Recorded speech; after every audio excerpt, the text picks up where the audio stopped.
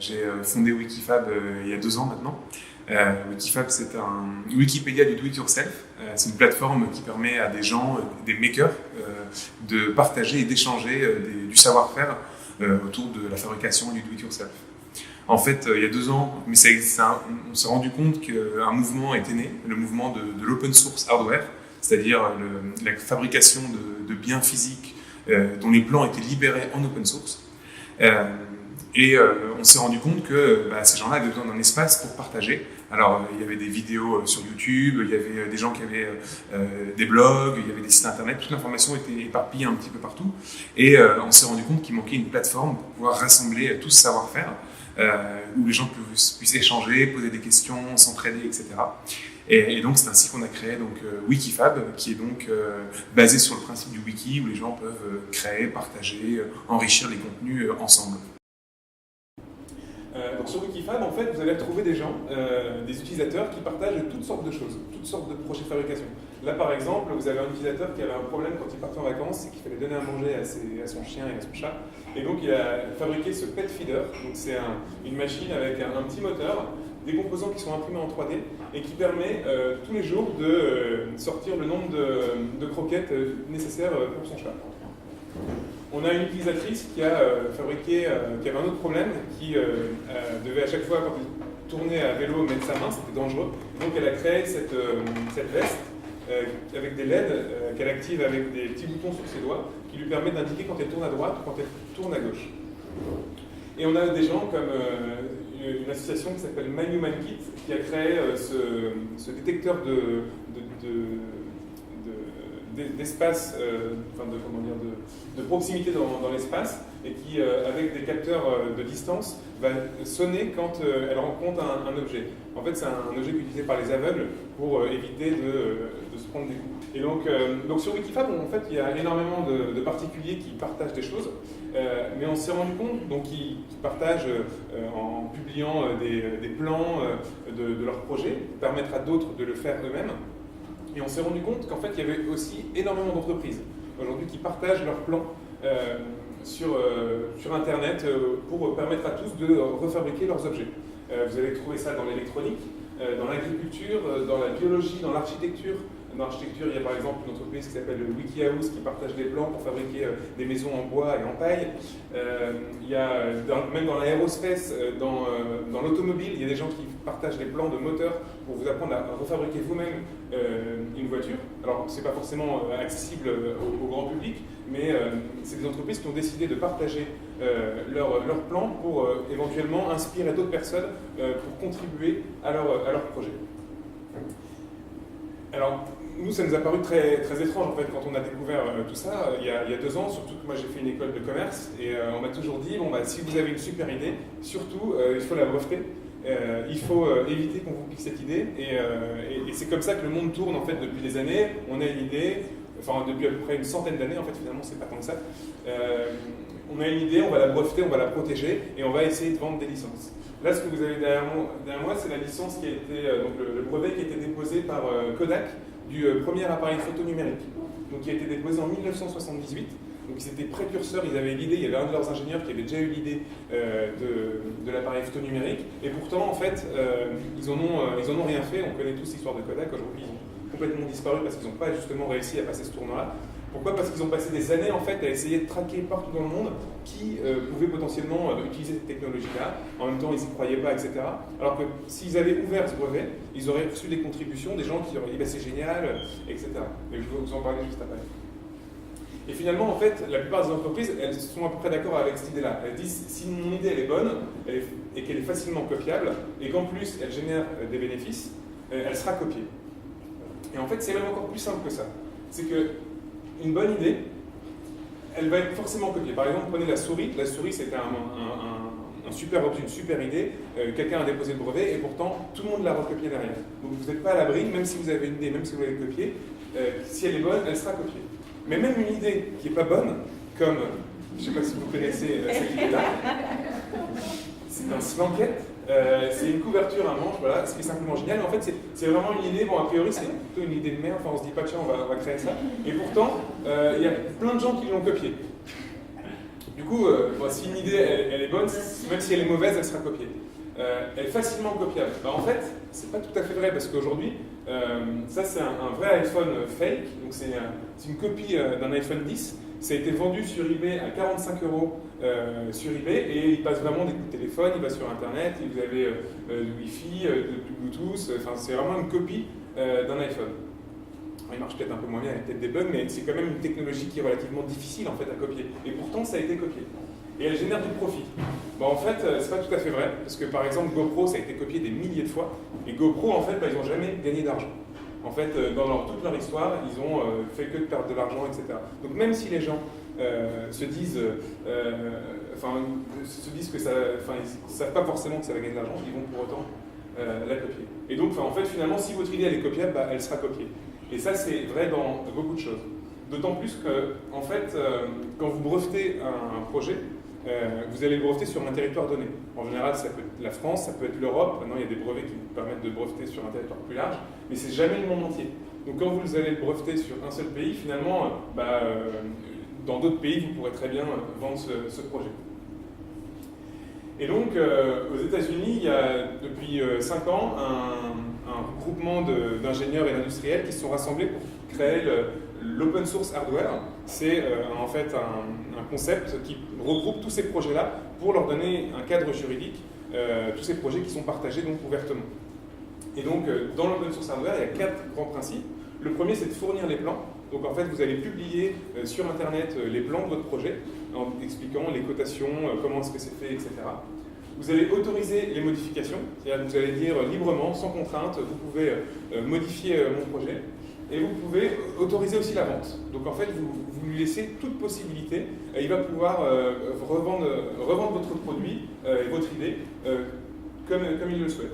Mais par contre, vous allez en fait l'obliger à conserver la licence originale. C'est-à-dire qu'une personne qui prendrait votre idée et qui essaierait de la breveter, il ne pourra pas, parce qu'en fait, il est contraint par la licence originale. C'est-à-dire qu'une idée qui a été libérée en open source, elle sera toujours open source. Et ça permet en fait de recevoir, ça permet pour un ingénieur, enfin une personne qui a une idée, de recevoir des contributions externes. C'est-à-dire qu'une personne qui va prendre votre idée, qui va l'améliorer et qui va la vendre, eh bien, il sera obligé de libérer ces améliorations en open source. Donc vous-même, vous allez pouvoir bénéficier de ça. Alors je vais vous présenter quelques projets qu'on aime bien, qui ont permis d'exister grâce à l'open source hardware. Ça c'est un compteur Gégère en fait, qui a été fabriqué donc, après Fukushima. En fait, il y a une pénurie de compteurs Gégère pour mesurer les radiations en Japon à ce moment-là. Et donc, il y a une entreprise qui a libéré tout son code source et tous ces plans sur Internet, et ce qui a permis à des milliers de gens de fabriquer eux-mêmes leurs propres compteurs Gégère. Ça, c'est un autre projet que moi j'adore, qui s'appelle Precious Plastic. C'est un designer hollandais qui a créé une machine pour recycler le plastique. En fait, il s'est dit, le recyclage du plastique, c'est pas forcément, c'est peut-être pas quelque chose qui est réservé à l'industrie, c'est peut-être quelque chose qui est ouvert et qu'on pourrait tous faire. Et donc, il a commencé à créer des machines pour broyer le plastique et extruder le plastique. Et donc, il a mis les plans sur Internet, et en fait, son projet d'extructeur de plastique, il a été repris par plein de monde. Il y a plus de 200 projets partout dans le monde qui se sont créés. Il y a des gens qui ont repris les plans des machines pour en créer d'autres versions. Par exemple, cette version-là, c'est une version manuelle. En fait, dans la version originale, il y a une machine, il y a un moteur qui va broyer le plastique. Dans cette version-là, en fait, c'est avec un grand bras de levier, vous allez broyer les copeaux de plastique. Donc ça permet à des gens qui n'auraient pas les moyens d'acheter un moteur, parce que ça vaut quand même entre 300 et 600 euros, de fabriquer quand même leur machine pour broyer le plastique. Ils ont mis en place toute une méthodologie en fait pour expliquer à des gens de n'importe où dans le monde de créer leur propre business pour ramasser du plastique, le nettoyer, le recycler et en refaire des produits disponibles à la vente. Et donc ils ont comme ça lancé un site e-commerce, vous pouvez aller voir, ça s'appelle Precious Plastic Bazaar, où vous pouvez racheter des objets de designers qui ont été produits partout dans le monde par des machines comme celle-ci, qui ont été possibles uniquement grâce à Precious Plastic. Ici, vous avez un projet qu'on aide avec Wikifab qui documente tous ces projets sur notre plateforme, qui s'appelle le Low-Tech Lab, en fait, qui développe des low-tech. Par opposition au high-tech, en fait, c'est toutes ces technologies qui permettent de répondre aux besoins de base, comme l'accès à l'eau, l'accès à l'énergie, etc. Là, par exemple, vous avez un cuiseur solaire qui permet de chauffer, en fait, c'est comme un four, en fait, c'est comme une poêle. Et en fait, ça c'est un équipement qui a été fabriqué en Grèce pour les migrants. Donc voilà, donc en fait c'est partant de tout ce principe-là qu'on s'est dit c'est génial, ça a vraiment un potentiel énorme en fait. On s'est rendu compte que les brevets c'était vraiment quelque chose du passé et que l'open source ça pouvait à la fois créer du business, ça pouvait améliorer la vie des gens et ça créait vraiment, quand vous montrez au monde comment est fabriqué votre produit, bah, finalement vous travaillez à livre ouvert, donc vous êtes beaucoup plus transparent vis-à-vis de vos clients sur la manière dont vos produits sont fabriqués. Et donc avec mes associés, puisqu'on est 3 sur ce projet, on a créé Wikifab, qui est une plateforme en ligne qui permet donc à tout le monde de venir partager ses projets en partageant donc les plans, les documents et toutes les photos. En fait c'est une plateforme de tutoriel, si je résume, pour partager tout ce savoir-faire. Et donc là vous avez un exemple avec une douche circulaire. En fait vous avez sûrement déjà entendu parler de ce système, c'est un système de douche avec des filtres en dessous qui récupèrent l'eau. En fait, quand vous avez fini de vous laver, vous passez en mode circuit fermé et ça vient recycler l'eau pour la renvoyer au-dessus. Et donc ce projet-là, il a été fabriqué par exemple par 5 personnes qui ne se connaissent pas du tout, qui viennent de partout en France. Et chacun a ramené sa contribution, ils ont posé des questions, il y a des discussions qui sont lancées sur différents sujets, etc. Il y a eu des itérations et les gens peuvent commencer à le construire et à s'échanger des bons plans pour trouver les matériaux, les meilleurs matériaux pour utiliser et fabriquer la douche, etc. Donc voilà pour le projet. Donc Wikifab, en fait, donc dans Wikifab, il y a le mot wiki, wiki qui veut dire en fait c'est le principe de collaboration, de création collaborative des contenus. C'est comme ça que Wikipédia fonctionne. Aujourd'hui, Wikipédia c'est l'encyclopédie et tout le monde peut venir la modifier et l'améliorer. Wikifab c'est pareil, quand vous postez un projet, vous pouvez l'améliorer. Et donc, on a créé cette plateforme sur les mêmes principes que la fondation Wikimedia. La fondation Wikimedia, c'est la fondation qui encadre les projets de Wikipédia et de tous les autres, parce qu'il y a d'autres projets comme Wiktionary, etc. Et donc, on contribue nous-mêmes au développement de ce logiciel, puisqu'on utilise le même corps logiciel, en développant des briques open source du logiciel et en les libérant aussi pour permettre à d'autres développeurs de nous rejoindre et de nous aider à améliorer notre plateforme. Puisqu'aujourd'hui, notre modèle économique, en fait, on ne prend aucune commission, enfin tout est gratuit sur Wikifab.